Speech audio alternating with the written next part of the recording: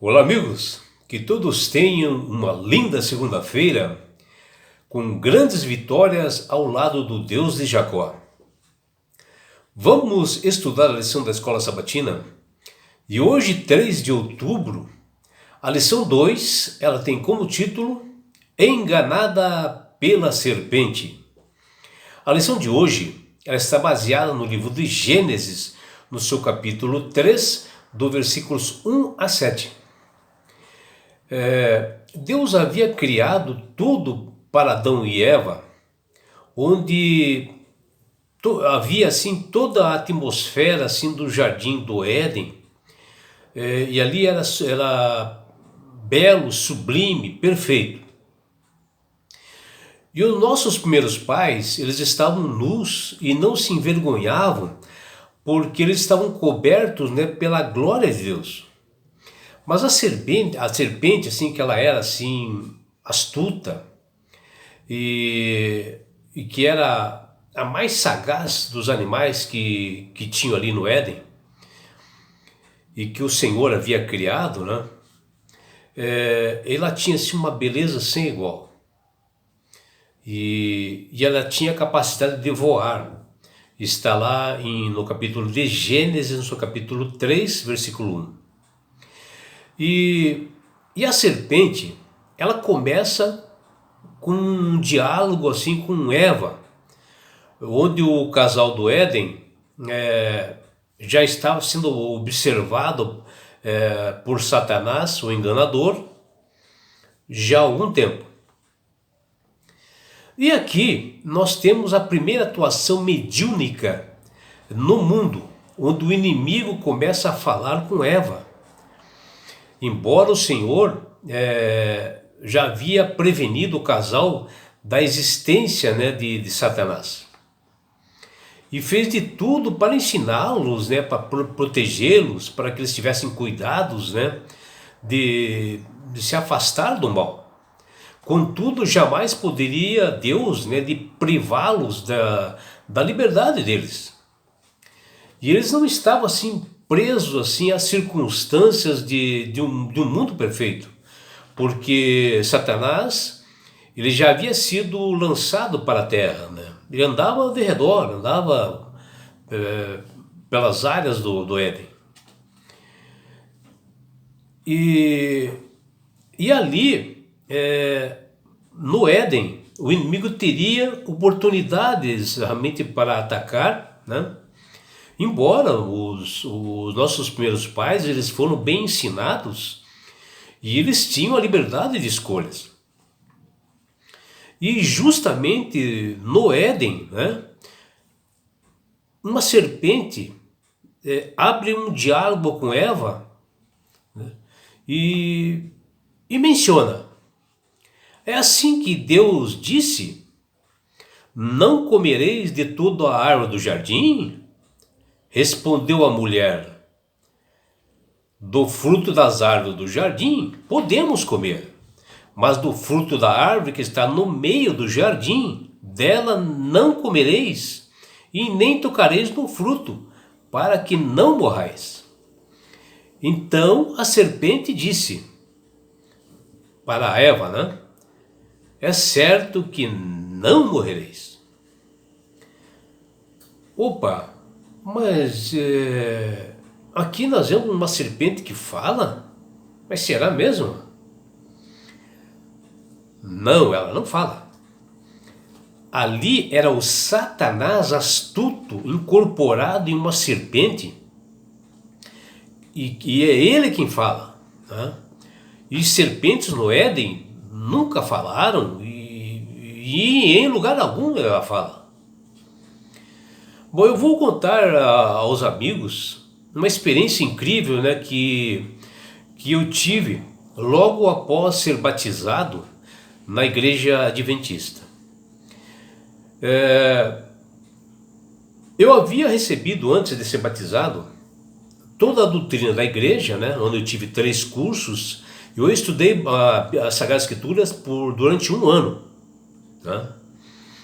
E quando fazia 6 meses que eu tinha sido batizado, o meu pai acabou falecendo. E ele foi enterrado num dia de sábado, às 5 horas da tarde.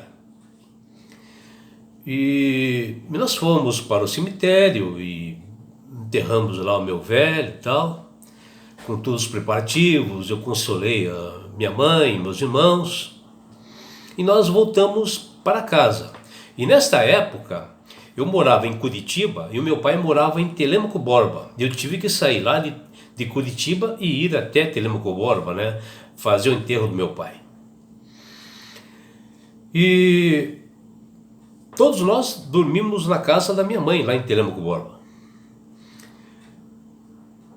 Isso quando foi ali por perto de 10 horas da noite, a minha mãe disse que era para eu ir até uma baiuca, uma casinha bem pequena que o meu pai fez no fundo da residência, que tinha que passar assim por meio de um mato, assim, mas embora ele colocou eletricidade lá, né? E ela falou: João, você que é um menino mais corajoso, vai lá e pega aquelas ferramentas lá, filho. Eu falei: tá bom, mãe, eu vou. E fui, assim, no escuro, né, caminhando assim tal, papá, com a lanterna. Cheguei lá e meu pai colocava uns cadeados assim, aqueles grandes, né, na porta da baiuca. Eu fui lá, achei a chave, abri, acendi a luz e estava catando ali as ferramentas. E eis que uma figura assim, do meu pai, em estatura assim normal, apareceu assim na parede. E essa figura, com a voz do meu pai, tentou ter um diálogo comigo. E ele começou falando assim: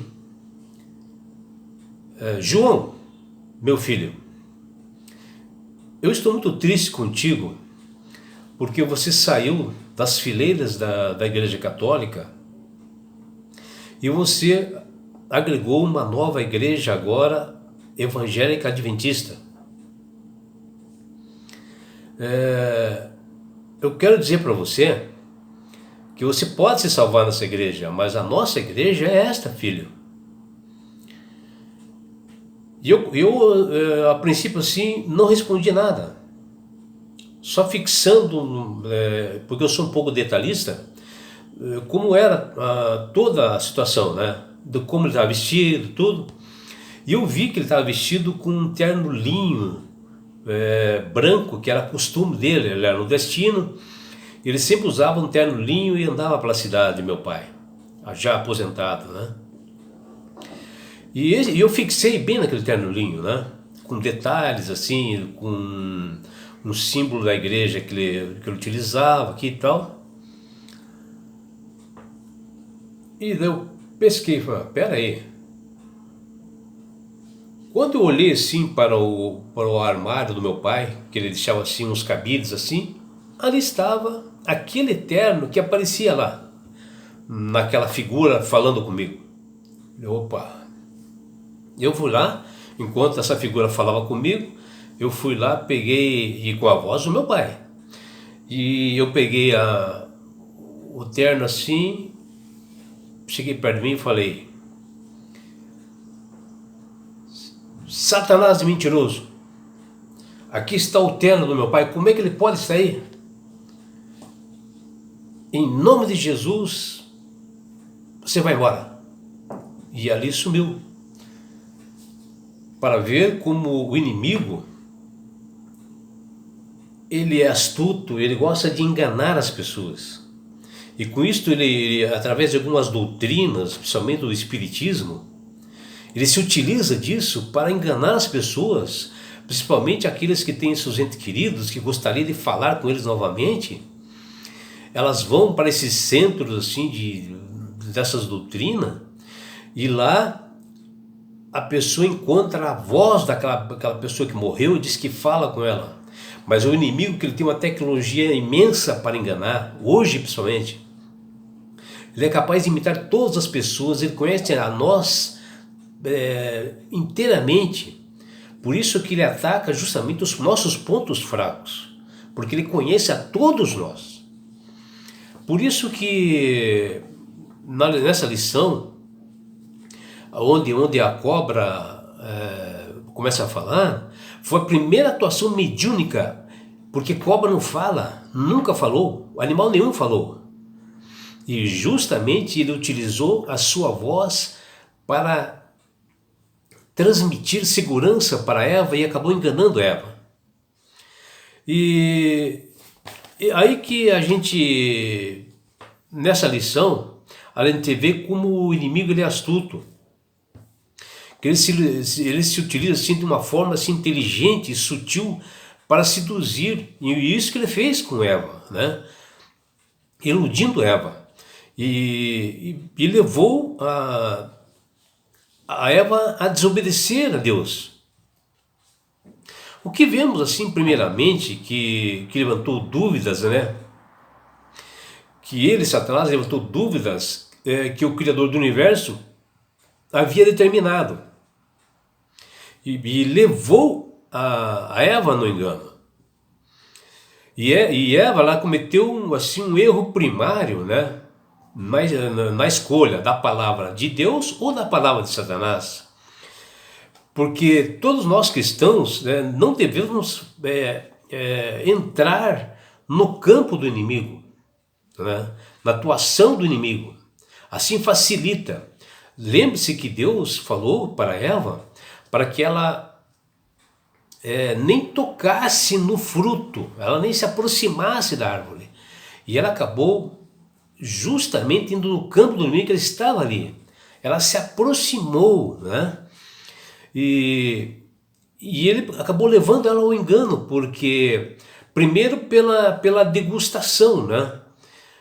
Porque nós humanos, assim, nós gostamos de ver coisas saborosas, né? E ela viu a cobra comer aquela maçã, né? E a cobra não morreu. Ela achou realmente que aconteceria com ela, né? E acabou realmente desobedecendo a Deus, né? E ela acabou entrando no inimigo, no campo do inimigo, Satanás, e assim facilitou. E com Eva assim sobre os seus domínios, né? No seu terreno, ele pega e afronta a palavra de Deus, que disse, ó, certamente morrereis. Bem o contrário. Porque Deus falou, ó, certamente morrereis, né? Deus falou, né? E o diabo falou o contrário, certamente não morrereis. E isso aconteceu porque o casal do Éden se expôs ao inimigo desnecessariamente e não obedeceu a Deus, que disse a Adão e Eva para não se aproximarem, para não tocar no fruto da árvore do conhecimento do bem e do mal. E muito menos, né, eles abrirem diálogo com o inimigo, que eles já tinham sido alertados por Deus. Onde muitas pessoas hoje abrem diálogo com o inimigo e ficam escravas de Satanás, né? Principalmente dizendo que um ente querido que morreu gostaria de falar com eles e tal, e ele começa a imitar a voz dessa pessoa que faleceu e acaba enganando a todas as pessoas. Esse é o espiritismo, né?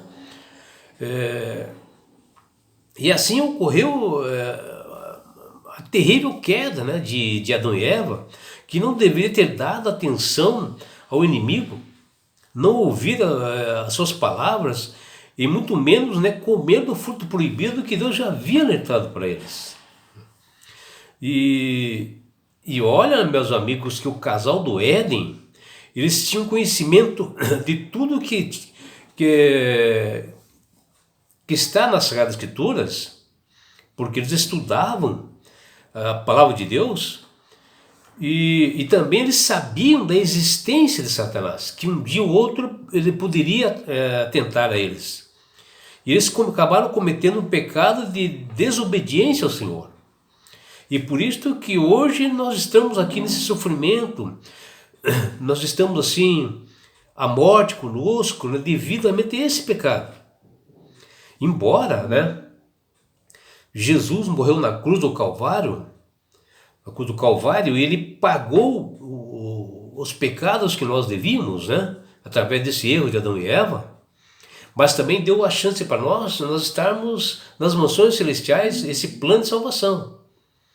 Mas que nós temos que, a partir deste momento, a partir de que nós conhecemos a verdade, a partir de que nós conhecemos a Jesus como Salvador e Senhor, de nós seguirmos os seus estatutos e mandamentos, para que nós possamos ser salvos e estar nas mansões celestiais. E é por isso, meu amigo, minha amiga, que Jesus faz esse convite a você todos os dias, onde o Espírito Santo fala em seu coração da necessidade de mudança, de aceitar Jesus como Salvador. Que ele quer dar esse presente para você, que chama-se salvação. Quer te levar-te para as mansões celestiais, para um lugar onde não haja mais dor. E sabe por que Jesus quer fazer isso com vocês, meus amigos? Porque Jesus te ama. Abraços do seu amigo João Carlos Amorim.